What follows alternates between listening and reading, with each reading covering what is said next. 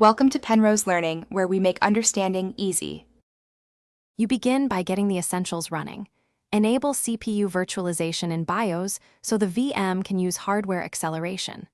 Once done, install the hypervisor and GUI tools with your package manager and start the libvirt service.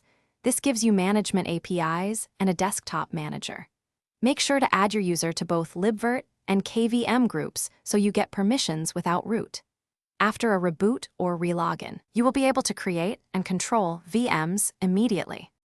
You now create the VM, allocate CPUs, memory, and a disk image using virt manager or a scripted virt install command so the configuration is repeatable.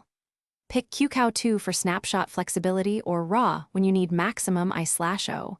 That choice affects backup and cloning. Attach the OS ISO, select UEFI or BIOS firmware depending on OS needs, and decide between bridged networking for LAN visibility or NAT for simple internet. You finish by installing Guest Editions or QEMU Guest Agent inside the VM to improve drivers, clipboard, and shutdown control. This is why performance and manageability improve.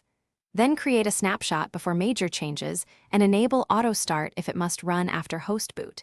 If things go wrong, inspect libvirt and QEMU logs and use journoctl for libvirt. Common fixes include missing permissions or wrong network bridges.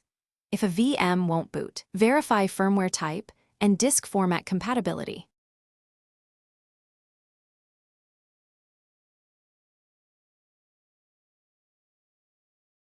Thanks for watching. If this was helpful, leave a like and consider subscribing. See you next time.